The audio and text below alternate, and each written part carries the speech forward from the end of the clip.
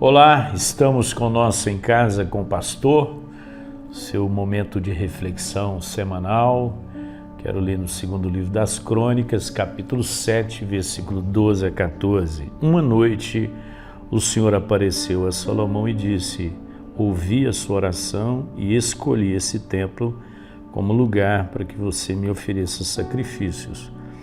Se eu fechar os céus de modo que não caia chuva, ou se eu der ordem aos gafanhotos para que acabem com todas as suas colheitas, e se eu enviar uma praga, então, se o meu povo se humilhar e orar, e me procurar e se arrepender e mudar a sua maneira errada de viver, eu ouvirei do céu as suas orações, perdoarei os seus pecados e sararei a sua terra.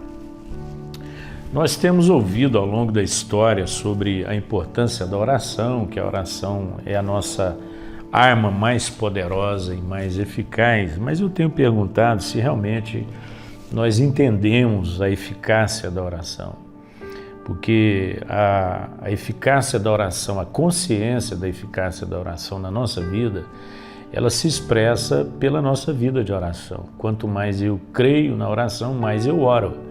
Quanto menos eu creio, menos eu oro. Então é a minha vida de oração que vai definitivamente testemunhar o que eu penso sobre ela.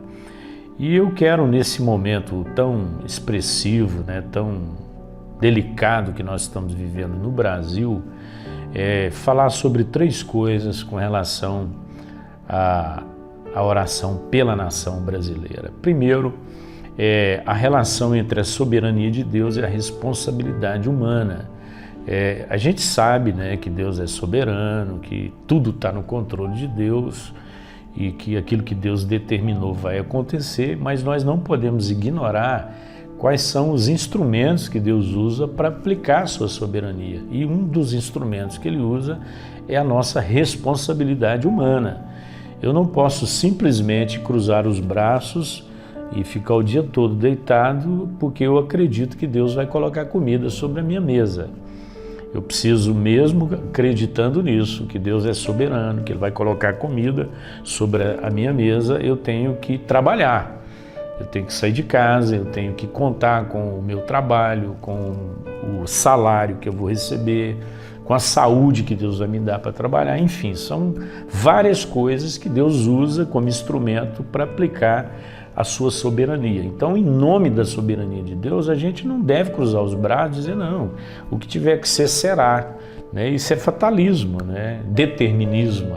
Muita gente acredita que tudo está estabelecido, tudo está determinado, como se o determinado fosse o meio, cada detalhe. Não, é o fim que está determinado, os meios eles vão sendo mudados. Por exemplo, Deus está dizendo, se eu reter a chuva e se eu enviar o gafanhoto para destruir e o meu povo orar, eu vou agir. Então, entende que não está assim tão determinado como nós muitas vezes dizemos. Então, se você quer entender a eficácia, a importância da oração pela nação nesse momento, primeiro, entenda a soberania de Deus e a responsabilidade humana. Segundo, a crise nacional e a oração da igreja. Há uma relação muito forte aqui com o problema que a nação estava atravessando e a oração da igreja. Foi a oração da igreja que mudou.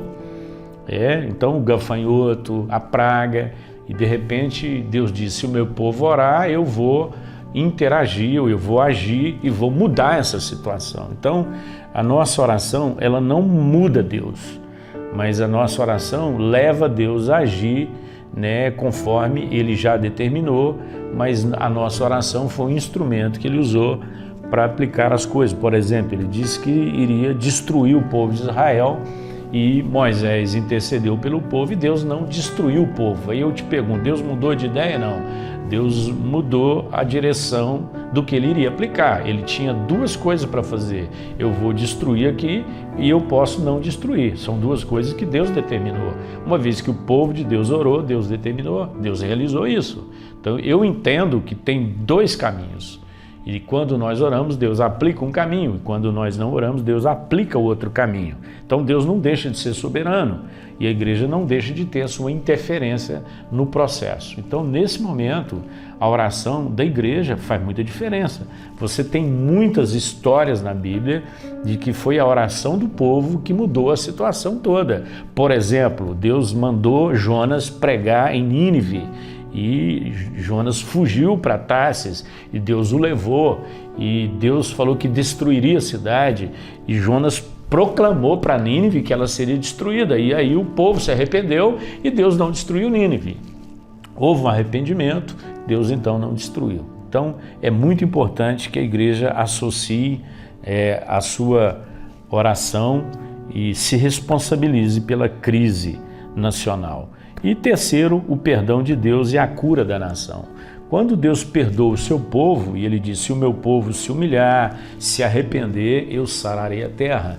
Então é muito difícil para nós, na qualidade de cristãos, admitirmos que um dos motivos da crise nacional é o pecado da igreja. Muitas vezes a gente atribui a crise nacional ao que o ímpio está fazendo, ao que o homem depravado está fazendo, só que aqui não, aqui Deus está dizendo que se o meu povo se humilhar, se arrepender, se converter dos seus maus caminhos, eu sararei a terra. Ele não está dizendo se o macumbeiro se converter, se arrepender, se o ateu fizer, não, então, se o meu povo fizer isso. Então, o pecado do povo de Israel era responsável pela crise de toda a nação. Então, a gente vive um caos no Brasil e vamos assumir a nossa responsabilidade. É hora de nos arrependermos, de nos humilharmos, buscarmos a face de Deus para que Ele cure a nossa nação. Então, o poder da cura está nas suas mãos. Depende da mudança da nossa vida. Então, hoje eu quero convocar você a orar pelo Brasil, orar pela sua nação, acreditando no poder da oração. Nós teremos nessa semana um momento nosso de oração, é importante que você participe disso.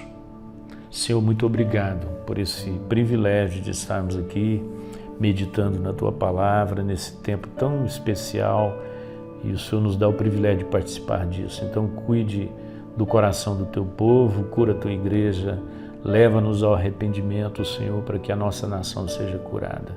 Em nome de Jesus oramos. Amém e amém.